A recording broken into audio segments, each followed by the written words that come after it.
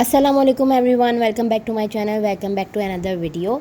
जी, आज के व्लॉग में मैं आपको अपनी सुबह से दोपहर तक की रूटीन शेयर करूंगी, कुछ रेसिपी शेयर करूंगी और ये मॉर्निंग ब्रेकफास्ट की रेसिपी मैं आपसे शेयर कर रही हूँ। सुबह का टाइम है और मैंने क्या किया है, 2 ब्रेड के स्लाइसेस को क्यूब्स की फॉर्म में कट कर लिया, 2 अंडों को मैंने फेंट कर और उसमें ऐड कर दिया और हम पूरे ब्रेड स्लाइसेस को उसमें कोट कर लेंगे। अच्छा, ये रेसिपी मैंने देखी थी टिकटॉक पे और मैंने सोचा था मैं ज़रूर ट्राई करूँगी और मुझे थोड़ी डिफरेंट लगी और मज़े की भी लगी देखने में। वैसे तो मैं अभी थोड़ी सी बना के देख रही हूँ, फर्स्ट टाइम बना रही हूँ। सोचा था आप लोगों के सामने बनाकर इसका रिव्यू भी शेयर करूँगी आपसे कैसे बना है। तो खैर मैंने इसको ब्रेड स्लाइसेस को आप कोट कर लिया था अंडे में और फिर मैंने एक तवे में ऑयल ऐड किया था और इसको मैं हीट कर लूँगी और फिर मैं सारे जो ब्रेड स्लाइसेस थे उनको मैं ब्रेड पीसेस थे उनको मैं इस तवे पे ऐड कर दूंगी और फिर इनको बिल्कुल हल्की आंच पे हमें रखना है। बिल्कुल फ्लेम को हमें स्लो कर लेना है ताकि नीचे से हमारा जले ना ये ब्रेड पीसेस। फिर मैंने क्या किया था, इसके ऊपर मैंने धनिया ऐड किया था।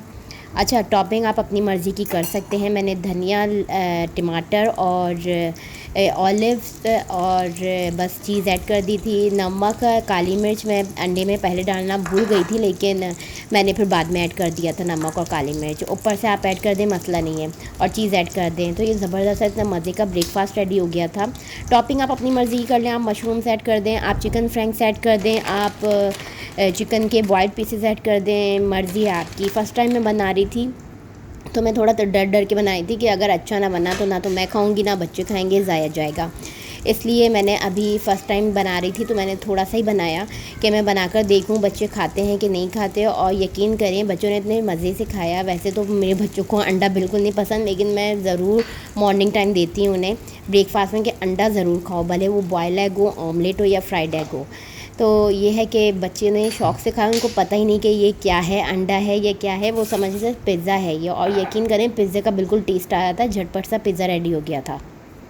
अच्छा, यहाँ मैं अब अपने लिए चाय भी बनाने रख रही हूँ और मैंने चाय में सिर्फ इलायची और मैं वैसे भी चाय सिर्फ 3-4 सिप पीती हूँ, इतनी नहीं पीती। तो मैं आधा कप ही अपनी चाय बनाती हूँ। कभी कभार फुल भी बना लेती हूँ कि देर तक चले और गर्म रहे। जब कप आपका फुल भरा हुआ होता है ना चाय का, तो आप देर तक पी सकते हैं और गर्म भी रहता है। लेकिन जब आप आधा कप होता है चाय का तो वो जल्दी ठंडा हो जाता है, फिर मज़ा नहीं आता पीने का। तो मैं बनाती ज़्यादातर वैसे फुल कप हूँ लेकिन वो ज़ाया जाती है। तो खैर मैं अब कोशिश करती हूँ कि मैं आधा ही कप बनाऊँ, उसको पी लूँ जल्दी। और ये हमारा ब्रेकफास्ट भी रेडी हो गया था। अब इसका नाम मुझे नहीं पता, शायद पता नहीं, मैंने तो टिकटॉक पे देखा था। नाम इसका आप कुछ भी रख लें, ब्रेड एग विद ब्रेड कह लें और फ्रेंच टोस्ट भी कह लें। मीठे फ्रेंच टोस्ट नहीं होंगे, नमकीन फ्रेंच टोस्ट होंगे। तो खैर इस तरह से इसका नाम पिज़्ज़ा भी कह लें, ब्रेड पिज़्ज़ा कह लें, लेकिन इसमें पिज़्ज़ा सॉस मैंने नहीं लगाई थी। इसको मैंने पूरा अंडे से बनाया था और बहुत मज़े का बना था। तो आप लोग भी ज़रूर ट्राई कीजिएगा और मुझे कमेंट सेक्शन में बताइएगा कैसा बना है, आप लोगों ने कैसा बनाया और कैसा टेस्ट लगा। इसका टेस्ट डिफरेंट था, बिल्कुल डिफरेंट था, बहुत मज़े का टेस्ट था। और अंडे की जो अपनी स्मेल होती है ना, वो बिल्कुल भी नहीं आ रही थी, बिल्कुल भी नहीं आ रही थी। वरना मैं खाती नहीं हूँ एग योक की, मुझे स्मेल अच्छी नहीं लगती है तो मैं नहीं खाती एग योक। तो लेकिन इसमें अंडे की स्मेल बिल्कुल नहीं आ रही थी। मज़े का है कि मैं आपको बता नहीं सकती।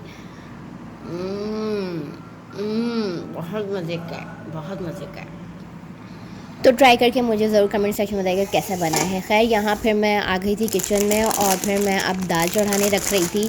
मैं आज बना रही थी ब्लैक मसूर दाल, जो काली वाली दाल होती है वो मुझे बहुत पसंद है और मेरे बच्चों को भी बहुत पसंद है। वो येलो वाली दाल पसंद नहीं करते इतना, वो कहते हैं काली वाली दाल पसंद है उनको ज़्यादा, और मुझे भी काली दाल बहुत पसंद है। तो बस जब मुझे बनानी होती है तो मैं उसको सुबह ही चढ़ा देती हूँ और वो पकती रहती है, अच्छा खासा वो गल जाती है। मैं कुकर यूज़ नहीं करती हूँ क्योंकि बस नहीं करती अकेली होती हूँ, मुझे आता भी नहीं है करना और मुझे सच बताऊँ तो डर भी लगता है कुकर से, इसलिए मैं कुकर यूज़ नहीं करती। मैं इस तरह से ही चूल्हे पे रख देती हूँ और वो पकती रहती है कि वो लंच टाइम तक पूरा पक जाती है वो दाल और हम ईज़िली खा लेते हैं, कुकर की ज़रूरत नहीं पड़ती इतनी। खैर मैंने यहाँ दाल को चढ़ाने रख दिया है और मैंने अभी कोई मसाले ऐड नहीं किए थे। मैं पहले ही दाल को गला लेती हूँ और फिर मैं नमक, हल्दी, लाल मिर्च ऐड करती हूँ, इमली ऐड करती हूँ और फिर मैं उसको थोड़ी देर और पकाती हूँ। आप चाहें तो हलीम पाउडर भी ऐड कर सकते हैं, हलीम मसाला शान का। खैर यहाँ फिर मैं साथ ही साथ आटा भी गूँध रही हूँ। रात को हम रोटी खाते हैं रात को, रोटी मस्ट है। तो क्योंकि मैं चावल हमारे दोपहर में खाए जाते हैं लंच टाइम में, और रोटी रात को खाई जाती है। यहाँ आजकल वैसे तो मैं पिल्सबरी का आटा यूज़ कर रही हूँ, लेकिन वो आजकल बंद हुआ हुआ है, तो अल बेकर का मैंने आटा मंगवाया है, जो कि वो भी अच्छा है, चक्की आटा।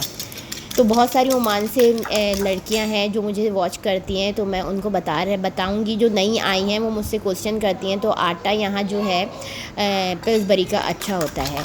तो खैर अभी वो आउट ऑफ स्टॉक हुआ हुआ है, तो मैं अब अल बेकर का यूज़ कर रही हूँ, वो भी अच्छा है। और यहाँ मैं अब फ्रेंच टोस्ट रेडी कर रही हूँ, क्योंकि मेरी जो छोटी बेटी है वो फ्रेंच टोस्ट खाती है। उसको वो अंडा बिल्कुल पसंद नहीं करती, वो कहती है। तो मैं उसको क्या करती हूँ, फ्रेंच टोस्ट बना देती हूँ, तो उसको अंडे का पता ही नहीं चलता कि इसमें अंडा है कि नहीं है। तो वो फिर जो है ना वो कुछ भी नहीं खाएगी। उसके लिए जो मैंने जब मेरी बड़ी बेटी उठी, तो फिर मेरी बड़ी बेटी को मैंने दोबारा वो जो एग पिज़्ज़ा था वो मैंने बना के दिया। उसको बहुत अच्छा लगा, लेकिन इसको नहीं पसंद आता। तो फिर मैंने इसको फ्रेंच टोस्ट बना दिया था। वो थोड़ा लेट उठती है और वो लेट सोती भी है, वो बहुत लेट सोती है। वो जो है ना, मैं कहती हूँ तुम अपने बाबा पे गई हो, क्योंकि इनके बाबा भी काफ़ी लेट सोते हैं। और फिर जो है ऑफ़िस की वजह से वैसे जल्दी उठ जाते हैं, लेकिन जब ऑफ़ होता है तो फिर लेट उठते हैं। तो वो भी जो है ना लेट उठती है। तो खैर यहाँ मैं अब अपनी जो बड़ी बेटी है उसके बाल बना रही हूँ। मैंने सोचा छोटा सा हेयर स्टाइल है, आपसे शेयर करूं।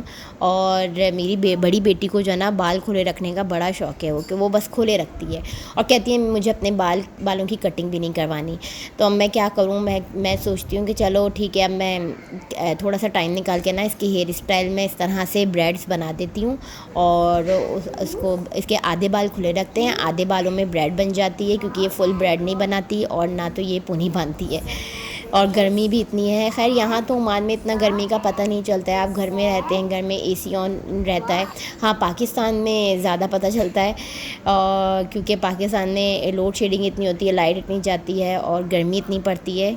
तो खैर यहाँ मैं एक हेयर स्टाइल बनाई थी। इसमें से मैंने क्या किया था, इसके आगे से बाल कटिंग करे हुए थे, और मैं जो है इनका मेरी बेटी का फ़ॉरहेड थोड़ा बड़ा है। मुझे ऐसा लगता है कि अगर आप बचपन से ही कस के पोनी बांधते हैं ना बिल्कुल टाइट करके, तो आगे से फ़ॉरहेड बहुत बड़ा हो जाता है। तो आप ये कोशिश क्या करें, अभी तो वो बच्चे हैं ना समझे, तो आप उनके आगे से बाल कट करके रखें या बालों को लूज़ करके बांधें, इससे आपका फ़ॉरहेड बड़ा नहीं होगा।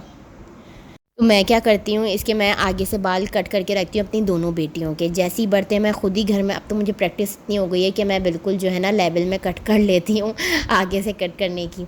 तो खैर यहाँ मैंने आगे से एक ब्रेड बना दी थी, एक साइड से, आगे से ना दोनों साइड से मैंने एक एक ब्रेड बनाकर, और इस तरह से मैंने क्लिप लगा दिया था इसके दोनों को, चुटियों को लेकर, और फिर मैंने क्लिप बना देते हैं। आप चाहें तो इस तरह से बैंड भी बना सकते हैं, या फिर आप दोनों को लेके और क्लिप लगा लें बालों में, तो इस तरह से बाल आपके सही रहेंगे।